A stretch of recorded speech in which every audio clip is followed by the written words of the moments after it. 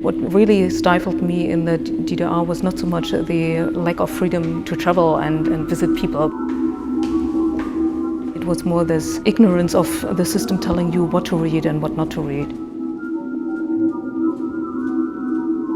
When I did my diploma thesis, and it was about translations of Franz Kafka, and you couldn't get the Kafka books in the DDR, I thought, God, I have to smuggle them in from the West. We had the feeling that we were quite clearly being bugged all over our flat. Out of the blue, we were suddenly given a telephone in 1986. Almost nobody in the opposition had a telephone. It was completely obvious there was a bug inside. People from the Stasi approached me, like I suppose many other journalists, asking their assessment of certain events they had covered for their paper.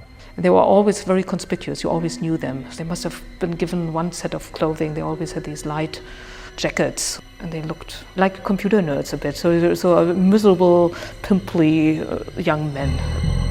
As soon as we were able to read our Stasi files, we could see that over the years 38 Stasi listening devices were hidden around us. They were everywhere, in the bedroom, in the toilet. It was really oppressive and unsettling because you didn't know what you could talk about at home. One thing I made absolutely clear, I will not be in the business of informing about friends or colleagues or this sort of thing. This knowledge that there's always somebody near you or in your group of acquaintances or among your friends who will be spying on you or who will be writing reports. When my file was opened, the most sensational about it was the negligible things. They had these weird, sinister plans for my career at university and what to do, 3-step plan every 4 weeks, what they wanted to do with me, and how it's so sinister because it's the hugest block of sheets of paper is just signatures from people who got the file and took it somewhere else. And it makes you feel not even angry, it just feels you like vermin yourself somehow, you feel tainted.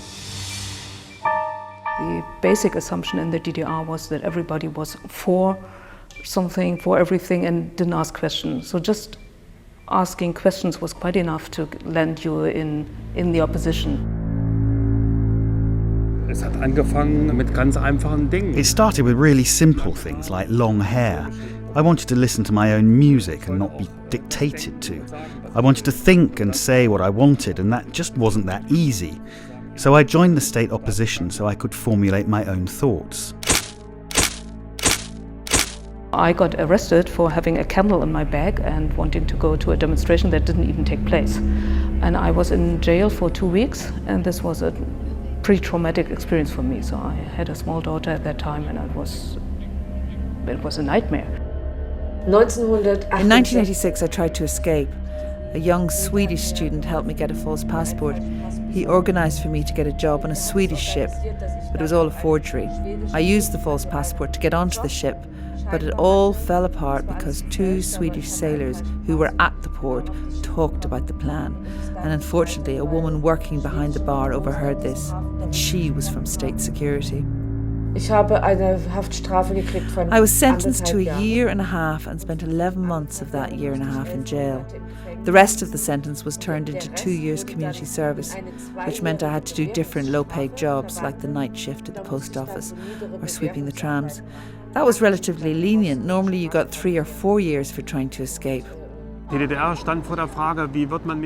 GDR had to solve the question of how to get rid of me, and so it occurred to them not to lock me up, but to lock me out, by taking me to the West. I was arrested during the day, tied up and put in a car and driven to the border.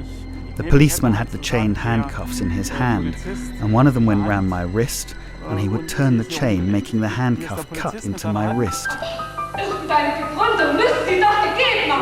I was the theatre director and it was going really well, and at the same time I was trying to build a network with the opposition to start a proper movement, and that was when I had loads of problems with state security.